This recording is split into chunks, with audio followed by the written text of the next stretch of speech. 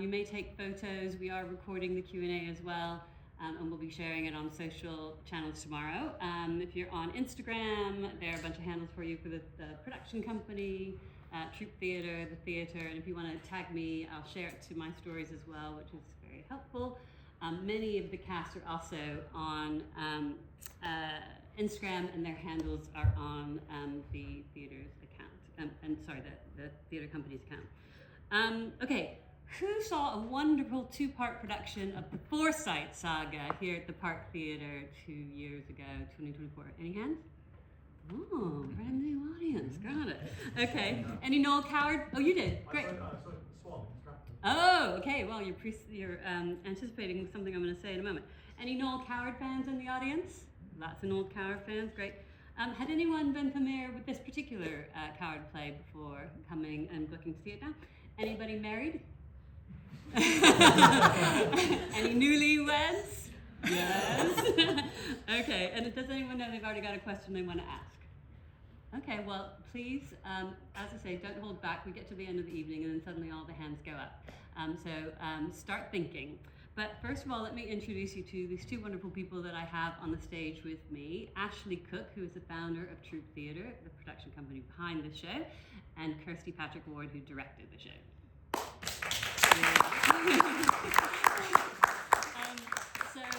Ashley, I want to talk with you first. You did have this wonderful, wonderful hit at the Park 2 years ago with the Forsyte Saga, two-part adaptation, which has now, as the gentleman said, transferred to the RSC.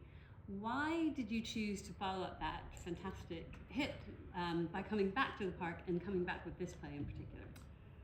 Well, I was looking for classic plays by great playwrights, and this was sent to me by Alan Brodie, who represents the Coward estate, with a number of other plays by great playwrights, and I really hadn't really discovered it before. I did audition for it 20 years ago at the Finborough. Stop it! I did.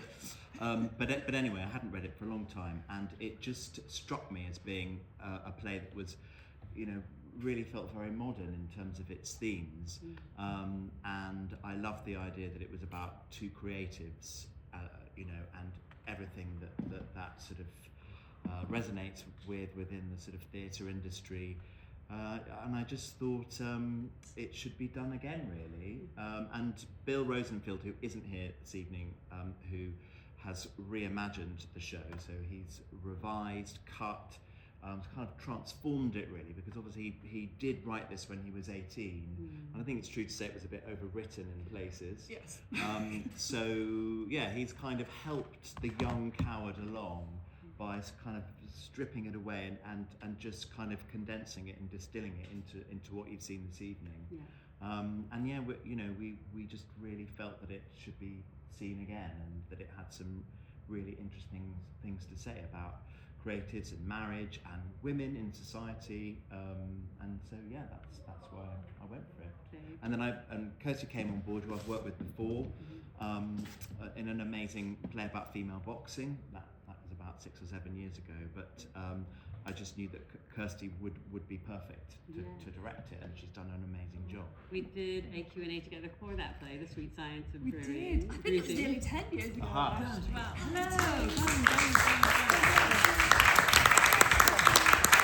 That's very important. Get your drink. Right. Thank you. Thank you very much. I don't know where you have it. And whilst you get your drinks, I'm just going to pepper Kirsty with another question. So yeah, it's funny that that play was about female boxers, because I felt in some instances watching this, it's almost like a boxing match going on. Female rage, I can't help myself. Well, was that part of the attraction for you? I mean, when Ashley sent it to me, and he told me in the email that you said that he wrote it when he was 18, I was kind of like, and it was about a marriage, I was like, okay, 18-year-old Coward, like, let's see what you've kind of got to say. And yeah, I was just blown away with how insightful it was. I mean, I've been fortunate enough to work on a Coward before and have always loved his writing, but it's very rare that you get to see a writer's work before they become their style, and before, when they're still working out who they are and what they want to talk about. And I just thought it was absolutely fascinating, and I thought a lot of it felt extremely relevant, actually, particularly in terms of the gender politics of it, but also not having necessarily very good boundaries in your working creative life and what it is to live with someone. And I just felt like it had a lot to say, and so many people when we were auditioning would come in and say, this is my life, this is my relationship. And likewise, you know, at the end of the show, there was a friend of one of our cast members who was sat next to me, and she said at the end, she was like, yeah, this is exactly what I'm going through at the moment. And I found it incredibly powerful and really wonderful that he was so young and so insightful and such a champion of women. I think that was what was extraordinary. I mean, you know, the play is dedicated to Maggie Albanese, who was a brilliant actress who died unfortunately when she was very young, potentially from a kind of botched abortion. And it feels like that there is, the part of Sheila in particular is just so wonderfully written by him, and I just found it incredibly inspiring and relevant. Brilliant. Okay, now let me introduce the cast. It's so wonderful to see you all. Thank you so much after such a great performance that you took the time to talk with us.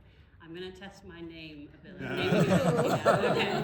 So we are joined by Zoe, Gina, Angela, Ailsa, Daniel, Ewan, and Lily. Yeah. So thank you guys for joining us. Now I was scouring your biographies as well, and I didn't see too many Coward credits amongst you. How many have you done Noel Coward before? Angela? Yeah. You did Blind Spirit? Right, okay. So it's quite he's the master, right? It's quite a thing to get a Coward credit under your belt. How do you guys, was that part of the attraction for you of taking on this production in particular? I'm going to start down this end. Zoe. Yes. Mix it.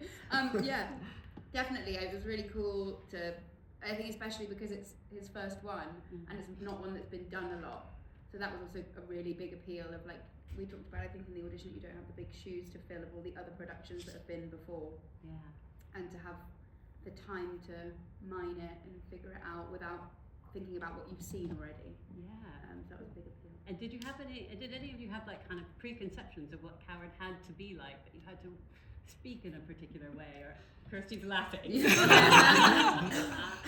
I just think it's the death of a coward to do it in what is sometimes seen as his style, because it can be very affected and very disingenuous, and that's just not who he was as a writer. He was always about relationships and people and truth and pace and energy.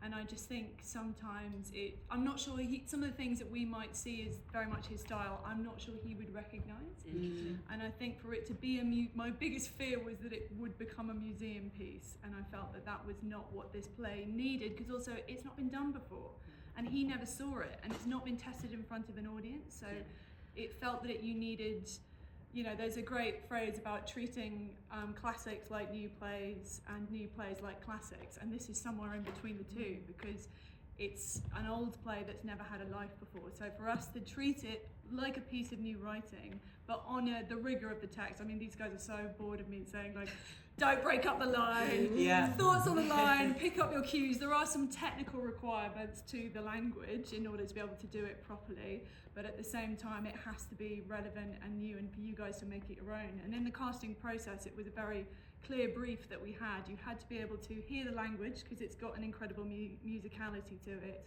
and that needs a certain, you know, ear for it, but it had to feel modern. That was our kind of Venn diagram, and that felt really important, and all of these guys, you know, nailed it. It does feel very modern, and it is incredible to think that this is a centenary restaging of it. And as you say, that it was only ran for a few weeks. He was out of the country in that first run, then was done at the Finborough. Did you know that Ashley auditioned for that production at the Finborough? Did you? Do you audition for Kel? Oh my god! You would have been a fantastic kill. We have such a glamorous understudy. I couldn't resist. So you're glad that you didn't know that before, Ewan, when you went in, that the producer... Well, I didn't get the part. Absolutely. That's amazing.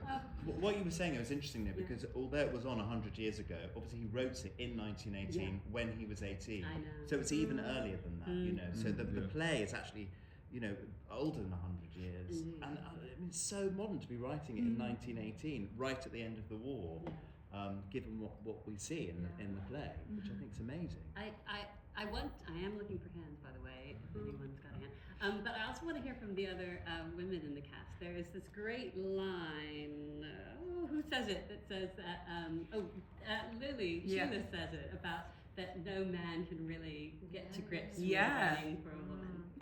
What do you think now? Well, I think Coward does an incredible job of it. I really do. And we Gina and I spoke a lot about how Olive and Sheila's friendship, it's rumoured that maybe he was writing his own voice as Olive. And I think he did have a really good grip of the feminine mind and an understanding of, I guess, but not just women, like how people function. And, you know, we even both said it was that argument that we read in Act 2 that we just felt such a kinship with, because everyone's had that exact argument. Yeah. Well, like it's let's have a show of hands. Who's had that argument with a partner? Strong honesty here. I love this. Yeah. My friend Michael is a newlywed, and we discussed this at length at the interval. And he said he wanted to know who in the audience was on Keld's side.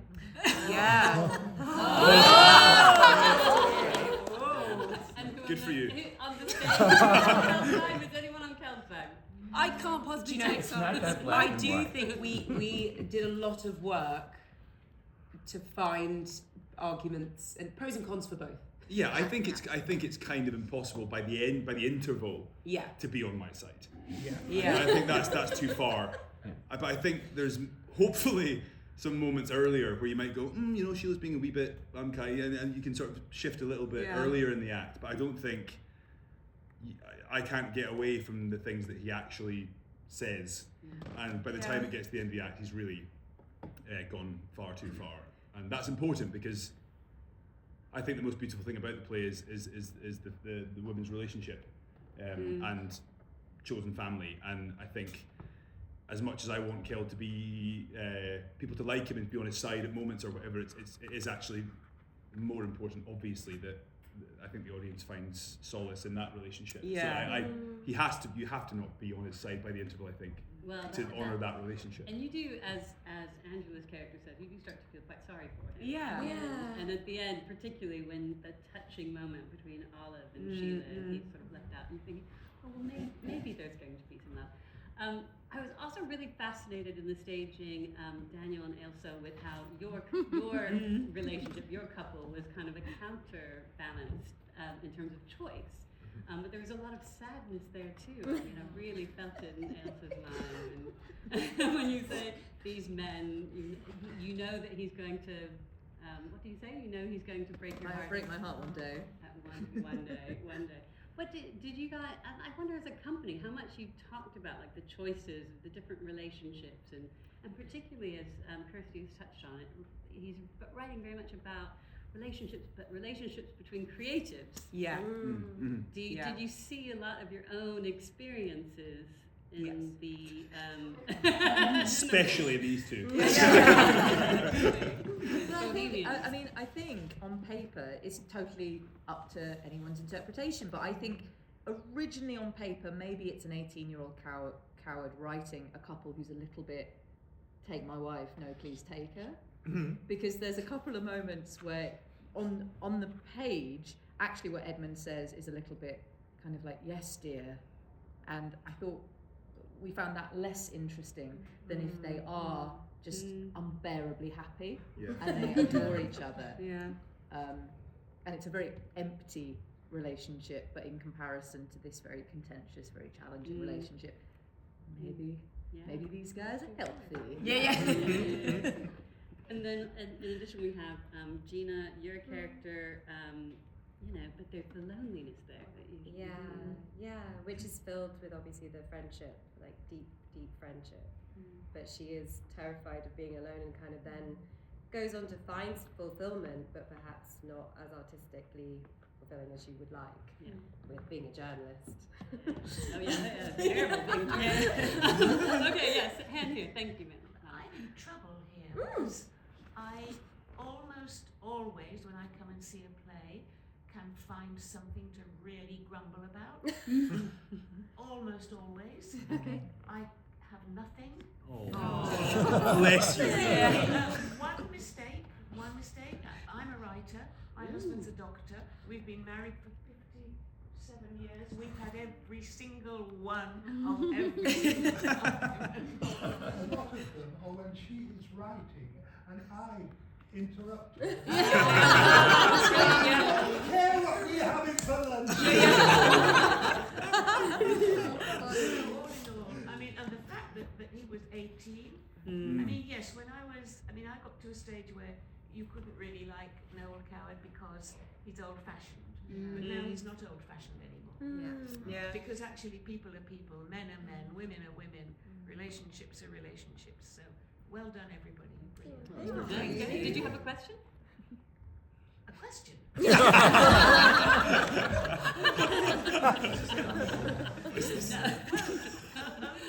Was that a joke? No, that's okay. If you don't have a question, that was a great comment. Thank you, I'll thank come you. to the front row and then to you. Yeah. So compared to some of the other cows I've seen, I found the ending of this very bleak. Yeah. And I was wondering what your thoughts were as to what Coward was trying to say, because it seems to me that every relationship portrayed in the play, regardless of someone who's alone or married, is very cynical and depressing, and there is sort of a message of what should I do with my life then presented with these options. Can I have 2 points on that? One is, I hear what you're saying, and I think it is a challenging ending. And we were very challenged by it. And I think in terms of the reimagining, it's the scene that's maybe had a bit more work to it.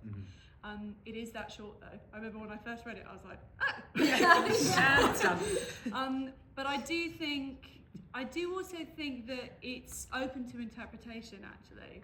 And I think you can take different things from it. James Graham, brilliant writer, was here the other night, and I was talking to him about the final scene, and he actually found the final scene very hopeful because he feels it's about chosen family, and actually Sheila and Olive, who she goes to at the end, you feel like Olive's going to be a huge part of this child's life, and but it is complicated because I think it's all about whether Sheila ends up having feelings for Keld again or not, which we don't know. I mean, I do think so much of the play is also about the realities, and Olive is a great one for this, of relationships, which is we put them on such a high pedestal, which are kind of impossible to live up to. And actually, it's when you make mistakes, it's when you hurt each other, it's when you take each other for granted, what you do next that really matters.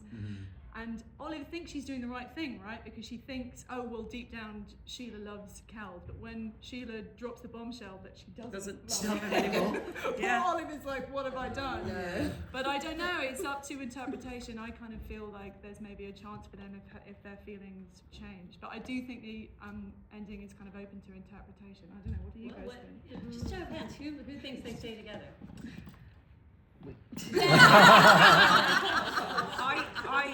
I think that it takes a very long time. Okay. I think, like we've had lots of debates about this. I can see it. I think that, like one of the biggest points we talked about was the fact that we are human and people do make mistakes. And so it's about whether both parties are, ready to accept the mistakes that were made. And I do think Sheila does. I think, he says, have you forgiven me? I think she says, she says yes. And she's in a very different place at the end of the scene. But I think after like many waxing lyrical conversations, I do see your point of like maybe 5 years down the line. Yeah, I feel like who knows? it feels like there's a seismic enough shift inside the play for Keld that he's been with somebody who, and creatives have that. That's why creatives are with creatives, because nobody else gets it, and that can be really hard in a relationship to be with someone that doesn't get it, and it's a massive benefit to have that. So I feel like Keld. I have a line earlier in the play where he says, "Do you think I could go on loving you for a moment without your dear intelligence and brain?" And he praises her writing at every turn. And actually, in the argument, there's a lot of criticisms of my work, but there's no criticisms going back the other way. Yeah. There's sort of adoration for what she does, and I believe that Keld has that. So I think the months where they are apart, I don't think anyone else fills Sheila's shoes, or could ever.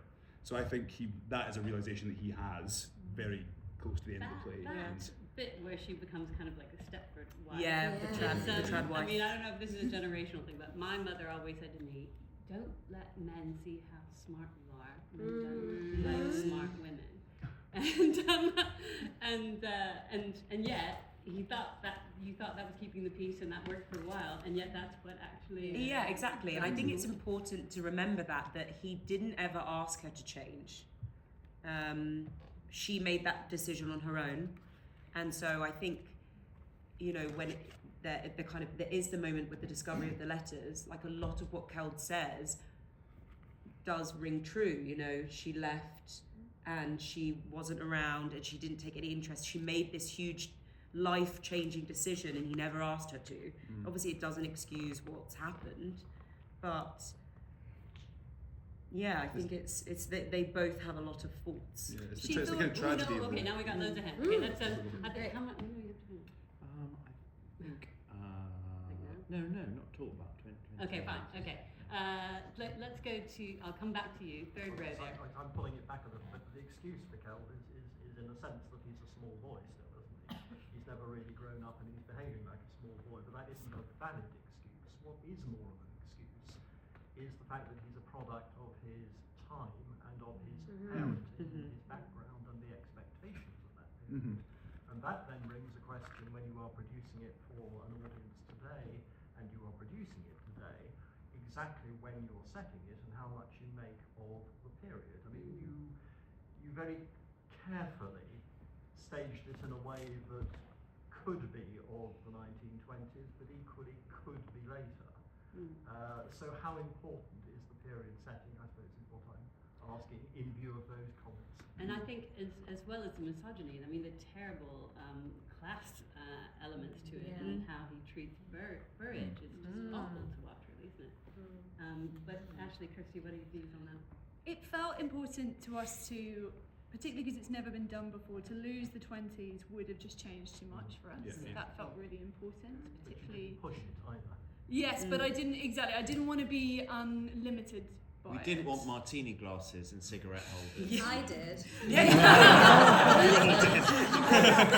Because the minute you put a martini glass and a cigarette holder in a Noel Coward, you go in a certain direction. And we wanted it to feel really real, didn't we? And we didn't want all those trappings, did we? I suppose. It can just become very affected very quickly, and I think it was more important for us to really interrogate the characters in the plays without those kind of crutches and without those. And it does feel extremely modern. I think Olive is extremely modern in what she says. So it is on the page as well. Yes, the radical in the text. Yeah, it's quite radical for the time. But that is taking away some of the sympathy of Keld, is my point. But it's interesting you say that, because actually I agree that he is a product of his time, but I also would argue that there are many Kelds that still exist. And I do like respectfully sort of disagree a little bit, because the original text before Bill had done his work on it, there was a lot more. I mean, Keld he wrote it in a hospital bed after the war, nervous breakdown, all that kind of stuff, and Keld says a lot of military-based things. There's the skirmishes and losses on both sides and blah blah blah blah. And there's a lot. I think there's a lot more of that in the original text, and by removing that, I actually felt if all that's in there and lots of the other stuff that was in there for Keld, I think he is maybe a little bit more unlikable, possibly. Whereas by tactfully removing some of that, there's opportunity for him to be someone else a little bit, who is maybe more vulnerable or sensitive, or I mean, you used the word young and naive, and there's a naivety that's there. And I think I was really keen to try and find something like that with him. I had read a comment of a previous performance, something about Keld being somebody only be able to do what they could with someone so conceited, and I think that Bill made a really good bunch of incisions which allowed Keld to sort of be a bit more of a human being, basically. But I still feel all the stuff that was in there originally. So I personally think it's a really perfect balance that allows it to sit on that knife edge between that period and this. Yeah. Well, also it's his insecurity. I think that was really the root to all of it. Is that actually he absolutely it's very hard in the opening scene when Sheila is much more the established writer, and then he starts becoming the toast of the town, and he gets that flattery, and he goes a bit Icarus, and it's very relatable actually in terms of what that does to a fragile ego. Yeah, right. It reminds me of A Star Is Born, doesn't it? Yeah. Maybe you should have had them drink more. They get Row, and then I'll come to you. Okay. Don't you think Sheila was more able to forgive, or maybe not, we don't know at the end, or go back to kill, knowing that he had an affair with Ruby? Because she's not the intellectual equal. And she knows that. And she knows he knows that. And they're all cognizant of the fact that it was a stupid affair, but he needed attention. Do you think that made an impact on the characters? I think we had spoken a lot about this, like way back even in the audition, that Sheila's very interesting because she thinks she can intellectualize her way out of any emotion. Yeah. And I just personally don't think that is something that is in the human experience. I think you can be as smart as they come, and I don't think you can ever intellectualize emotion. And it's an interesting journey because she really puts them both on a pedestal, and actually they can be quite dislikable almost in the first act when we see them. They're so in love, and they really see themselves as being better than everyone else because they're so smart and they know the world and they know each other, but they still succumb. I mean, she says it in Act 4, I thought intellect counted in married life when things went wrong. But it didn't. Like, you can't get away from the human experience. I want to just bring in Zoe and Angela. One, because I feel we haven't heard from you very much, but also because I think this is really pertinent because they are terribly snobbish to your two characters in particular. I also think that's part of it. I think that they, both of them think that they're too clever to have an affair with the one who's obviously trying to manipulate him, and they're not. Yeah.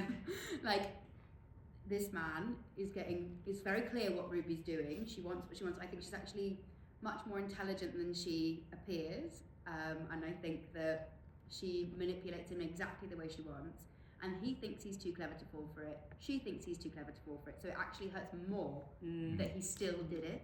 I think if it was someone like Naomi that he had an affair with, or some intellectual equal, it would... Sorry. She never start here, nothing else on the house. If he had an affair with an intellectual equal, it may be an easier pill to swallow, because it's like, oh, well, I get it, because, she's clever and she's this. But Ruby, it's so obvious. And Brazen. And he still does it. And I think that for me, that made it more difficult to forgive. Yeah. And Angela, with your character, she's so underrated, isn't she? And then we get that incredible wisdom and insight in the end. Actually, you've been observing everything and you've seen it all before. Well, I think as a character, it's a really interesting because she's a theatrical device, because she's meant to punctuate in like comedic terms the tension, particularly in the second act, because it's he's already experimenting with his understanding of comic structure, because the whole lunch dinner thing is the rule of three.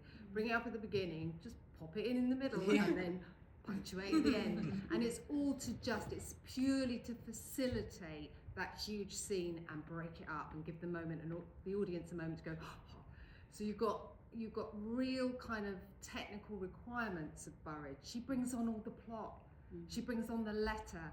She facilitates his irritation with the laundry. I mean, it doesn't matter that it's about laundry. It could be about anything, but it's something domestic that pushes his button. She gives Olive false hope at the end, saying, no, she's really happy, she's working. It's all to kind of left foot everything. And then amidst it all, she's like, it's pure classics. It's the messenger, the seer, and the chorus. It goes from Sophocles to Shakespeare. It's a technical character. And amidst that, I think she represents to a certain extent his adoration of his mum, who slogged her guts out.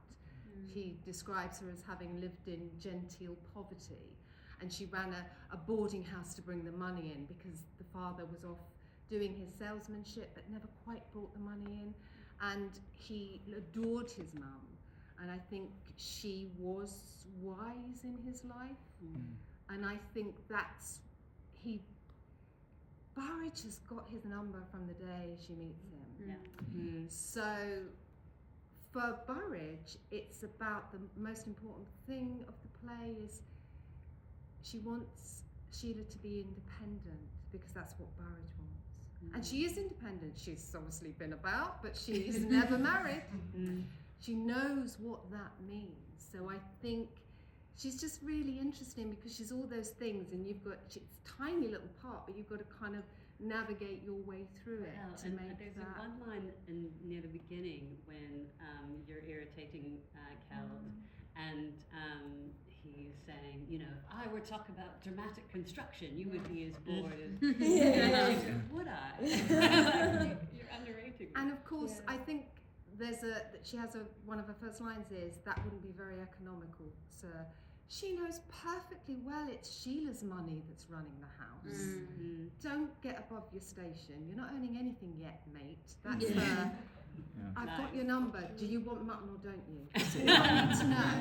Fantastic. Yes, there was a hand in the back. Yeah, sorry, I was going to ask, because you talked a bit about it already, I might be missing the person who's relevant, but what your favourite revisions are, or most interesting revisions to the original?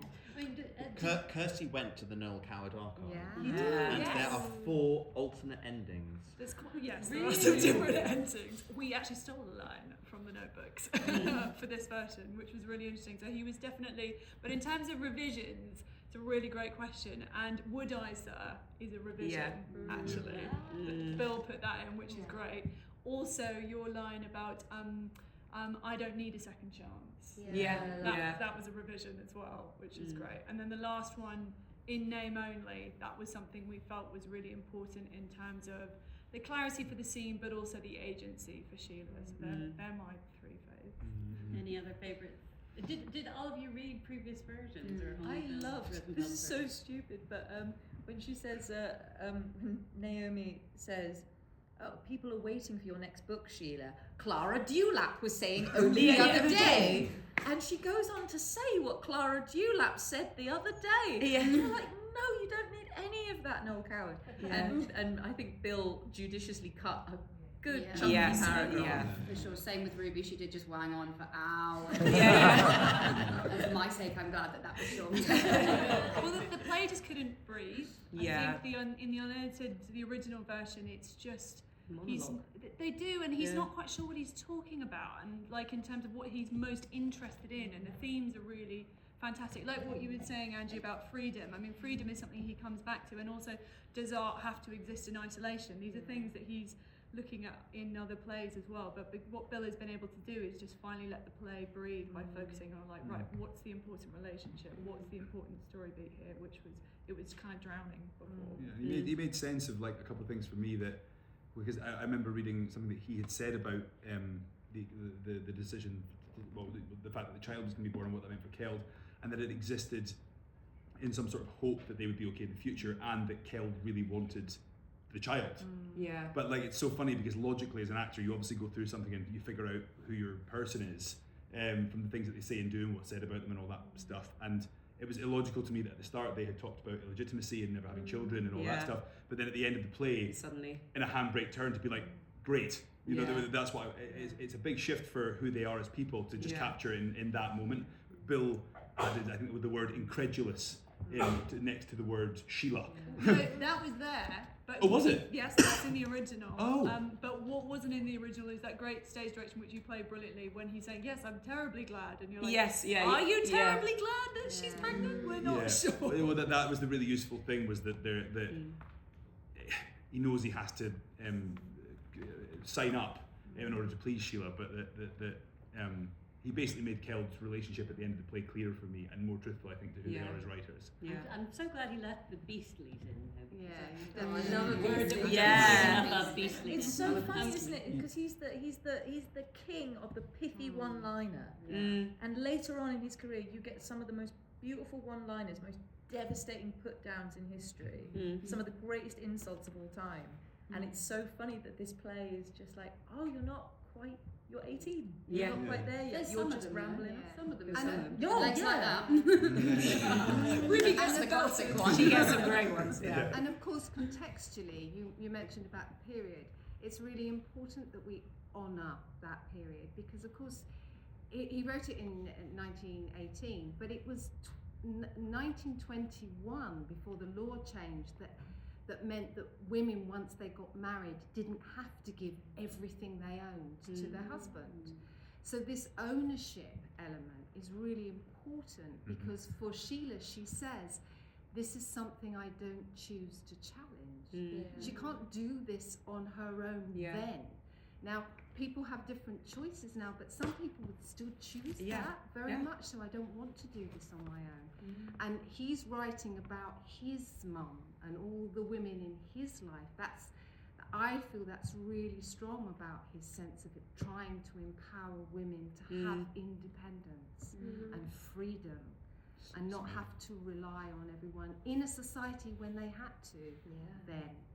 And that, I think, is one of the most fascinating and heartbreaking elements of the play, really. And this young man just had a nervous breakdown, still has it in him to write this extraordinary assessment of humanity, really. Very well said. Now, I want to mention, audience, if you do want to read in full Bill Rosenfeld's wonderful reimagining, the play text is available here at the theatre, and I would really recommend, if you haven't, to get the program as well, because there's a great note from Bill, as well as from Kirsty and a Noel Coward expert that sets a lot of context. But in addition to this fantastic conversation, do we have time for one more audience question? Yeah. Just one more? Okay, so you've had one. I'm so sorry.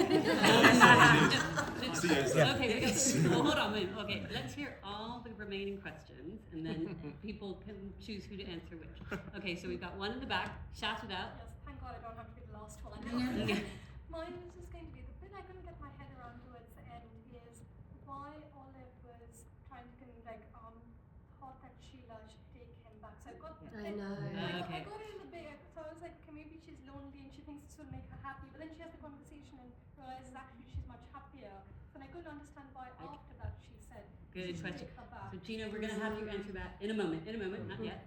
Then we'll hear your question as well. I was just going to ask about the period, because I really enjoyed the costumes, and I particularly Sheila and Olive, lovely costumes. What it was like wearing them, how it was like choosing the costumes for the performance, because it looked lovely. Do a shout out to the costume designer, Libby Watson. And then anybody can talk about how they felt wearing them. And then finally... I just want to know, we have 4 endings though. Let's do them for you. Okay, quickly, who wants to comment on their costumes? Who loved their costume the best? I love it. I refuse to talk about that. I particularly love my hat. You love the hat. I love my hat. I was thrilled with mine. Like when I auditioned, I literally went in a suit and tie and was like, this is what I want. Isn't it wonderful? Like the trouser suits were Yeah. very when the women wore trousers versus the awful dress.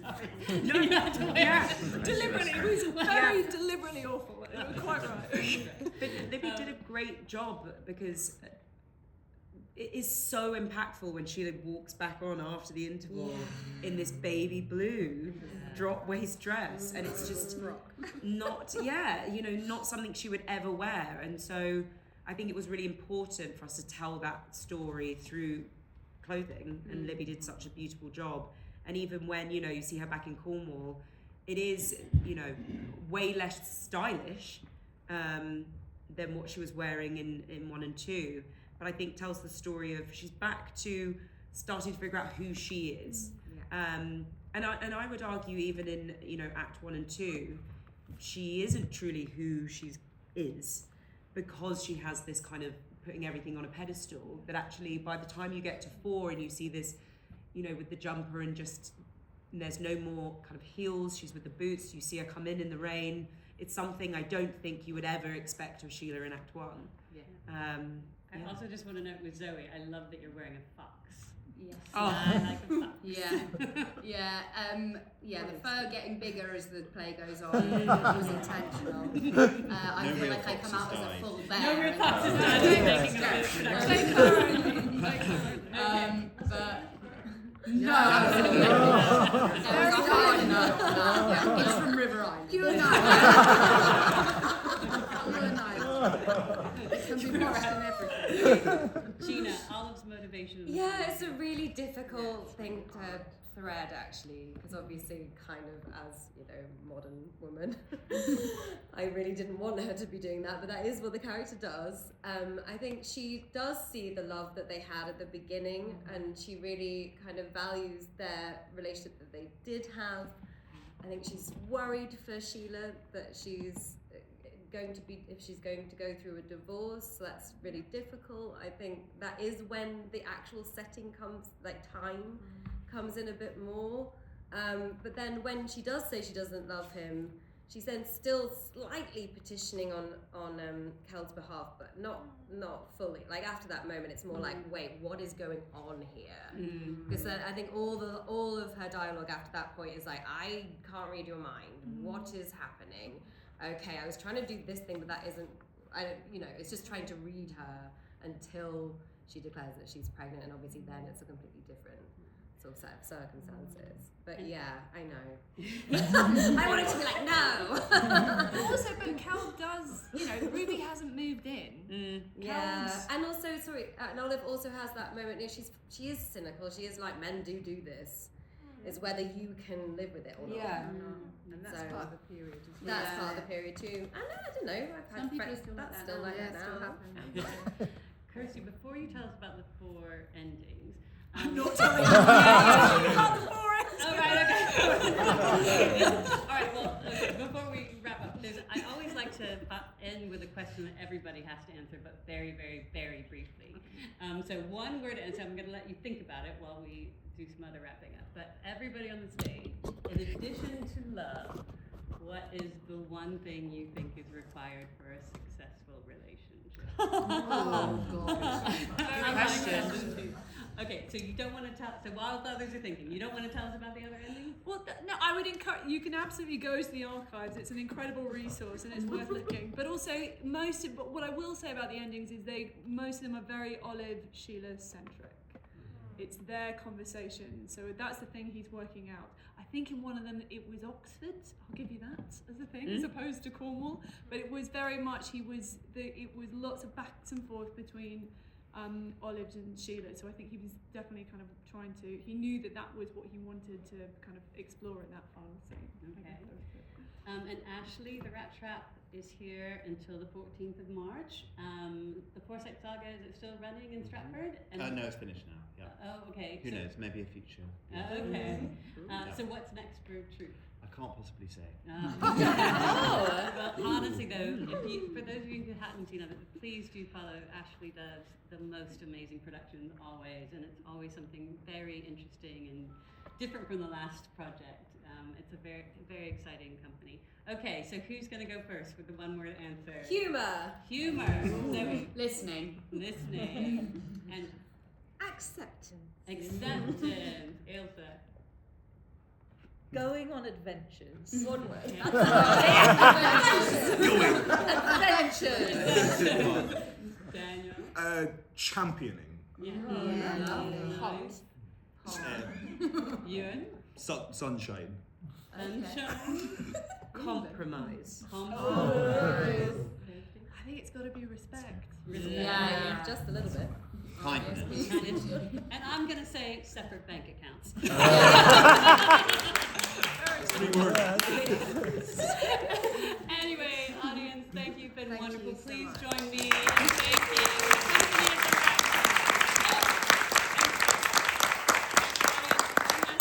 You are now, especially given you've stayed stayed and talked to us for so long, you are now the champions for this production. So will you all do me a favor and go forth? If you're on social media, share, spread the word. If not, grab a flyer, stop people in the street, come again, and make sure that the audience is as wonderful as you are every night until the 14th of March. Will you do that for me? Wonderful. And we're gonna get together, and if those of you who do have phones and want to take photos, we're gonna do a group shot after we give them one last clap. Okay?